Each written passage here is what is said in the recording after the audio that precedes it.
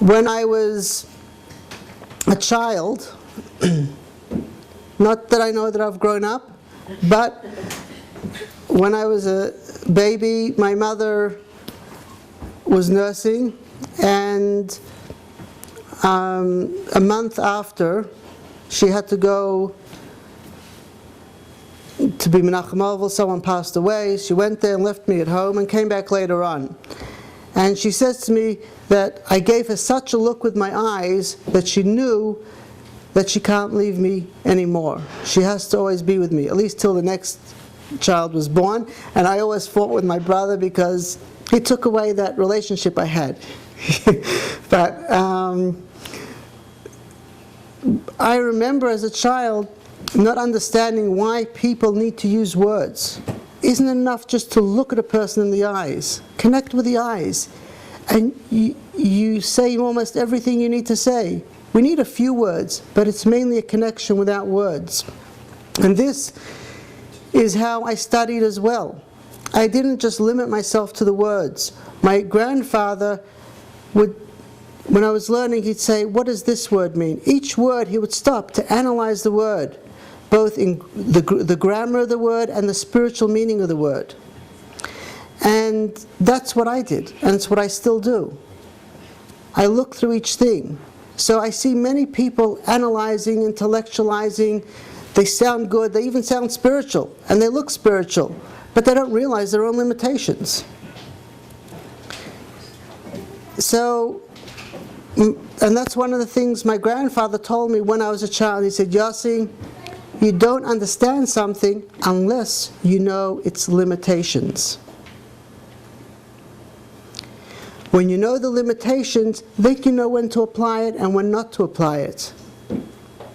If you know the limitations of your own being, you know when to use your abilities and when not to. But if you don't know your limitations, you're always going to use it in the wrong place, and you'll be blind to it. So these were a few things that I had growing up. There are many other things that have happened to me over the years.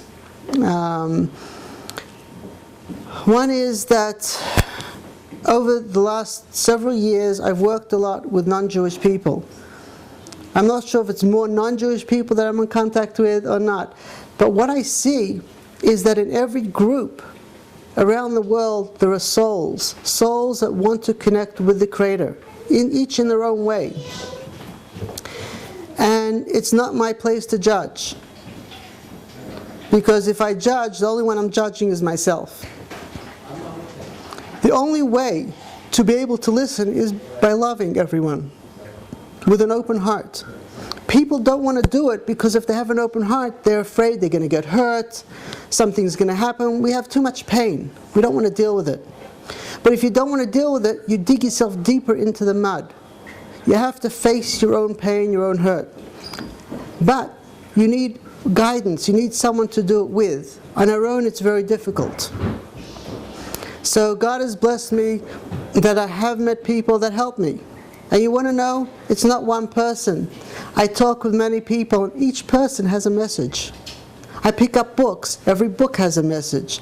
I walk among the trees and the grass.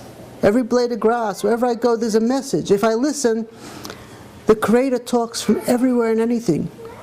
There isn't something that's good or bad or better or worse. Everything is equal. Everything is a channel for the Creator, and everything is an expression for the Creator. And this is the same thing with, it says, Kol HaTorah Kula Shmosav Shel Kadosh Baruch Hu. The whole Torah is names of Hashem.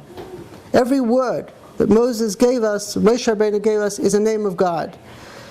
Why? Because every expression in the creation is an expression of the Creator.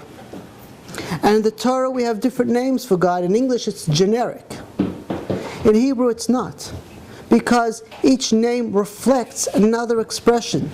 But none of these names are the essence of the Creator.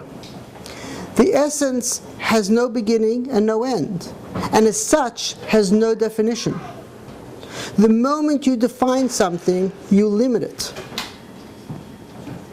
For example, how many of you know that Ein Sof, infinite, is limited? You do. Great. Someone finally knows it. Infinity is limited. Not because it means I have an infinity for something and therefore I'm blind to everything else. But infinity because the moment you quantify something, the moment you give a name to something, you limit it. But what is the limitation of infinite? Is your mind big enough to figure it out? We have limited minds, but we can figure it out. If it's infinite, it cannot be part of a finite creation. And if it's finite, it cannot be part of an infinite creation. So if you want to say God is part of all creation, and you say God is infinite, He can't be part of this place. So essentially, the Creator is beyond infinite. And because the Creator is beyond infinite, the Creator is beyond any definition, and therefore infinite and finite are equal, and the Creator is part of everything.